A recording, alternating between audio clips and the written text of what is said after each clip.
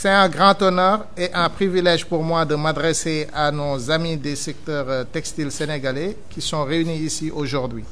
Je saisis également cette occasion pour remercier la Chambre de commerce, d'industrie et d'agriculture de Dakar, en particulier son président, M.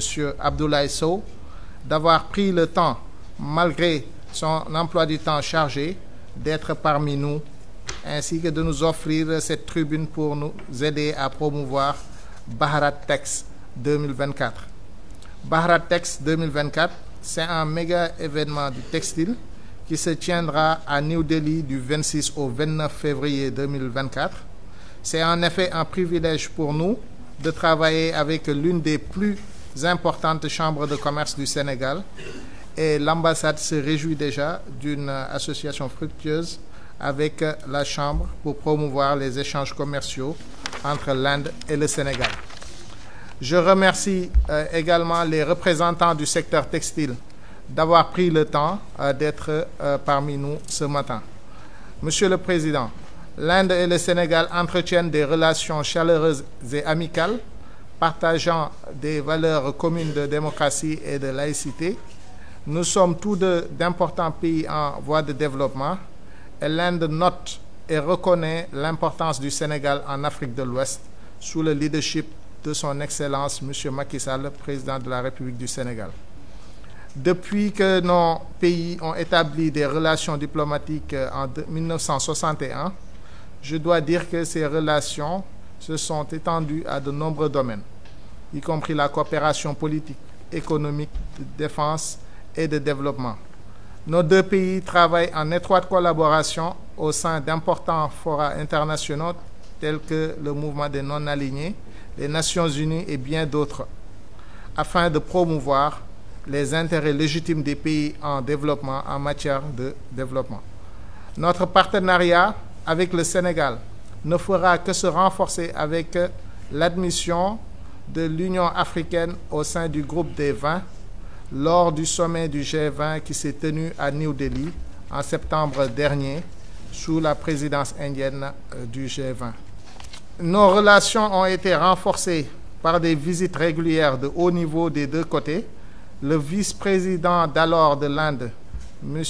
Venkaiah Naidu, s'est rendu au Sénégal en juin 2022 et il s'agissait de la toute première visite d'État au Sénégal en 60 ans. Son Excellence, M. Macky Sall, a visité l'Inde à 2 reprises depuis 2015.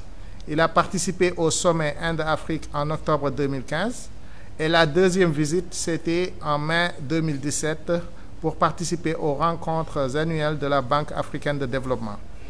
Lui et le Premier ministre Narendra Modi se sont rencontrés régulièrement en marge des événements multilatéraux. Plus récemment, ils se sont rencontrés à Johannesburg à l'occasion du sommet des BRICS qui s'est tenu le 24 août 2023, juste après l'atterrissage du vaisseau spatial indien sur la Lune.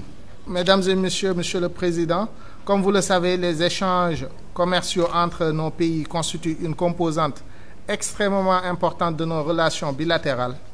Notre commerce bilatéral a franchi la barre des 2,5 milliards de dollars pour l'exercice 2022-2023. Cela comprend les minéraux, les céréales, le plastique et ses produits, les machines et les principaux articles tels que le fer et la noix de cajou et d'autres produits encore.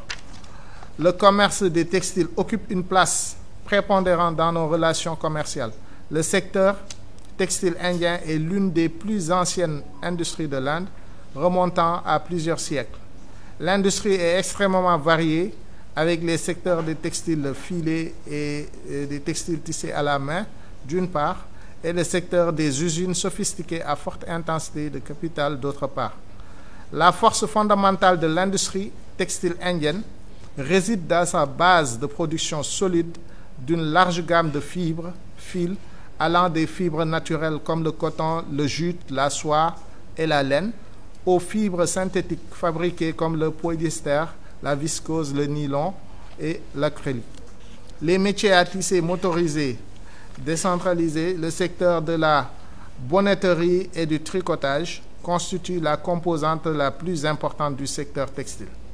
Le lien étroit entre l'industrie textile et l'agriculture pour les matières premières telles que le coton, ainsi que la culture et les traditions ancestrales du pays en matière de textile, en font un secteur unique par rapport aux industries des autres pays.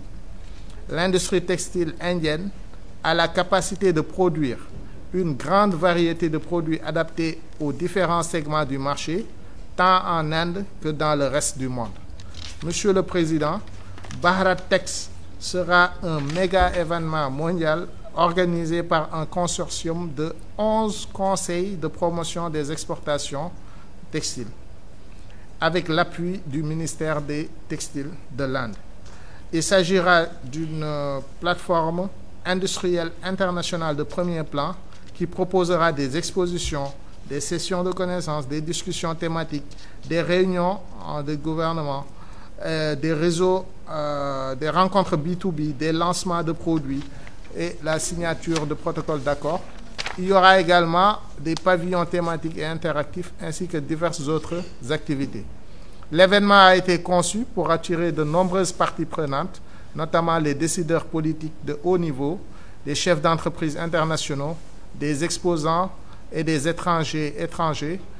Il proposera également des discussions exclusives uniquement sur invitation avec des décideurs politiques et offrira des possibilités de partenariat avec les entreprises internationales.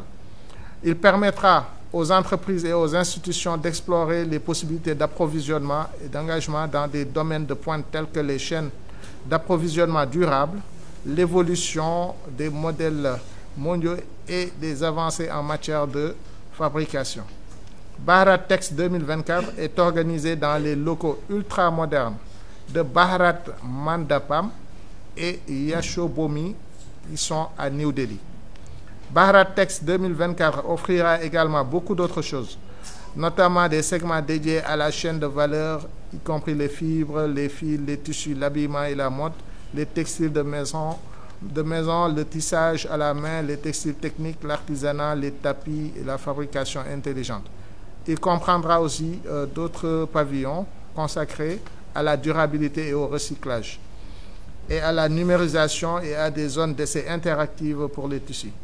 En outre, il y aura également des sessions couvrant les tables rondes animées par des PDG, les dialogues sur les marques, les méga tendances mondiales du textile, le renforcement de la résilience, l'environnement, le social et la gouvernance.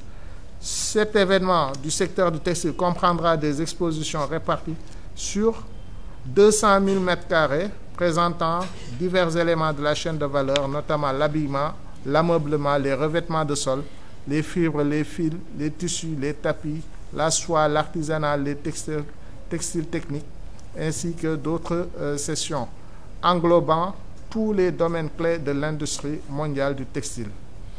Le public cible de cet événement est constitué de décideurs publics de haut niveau, de chefs d'entreprise, d'investisseurs, d'experts en textile, de designers, d'experts en développement durable, des fournisseurs de matières premières, d'acheteurs et des responsables d'approvisionnement d'associations industrielles. Monsieur le Président, Bharat-Tex est un événement mondial et nous invitons les associations et délégations industrielles du Sénégal à participer à l'événement.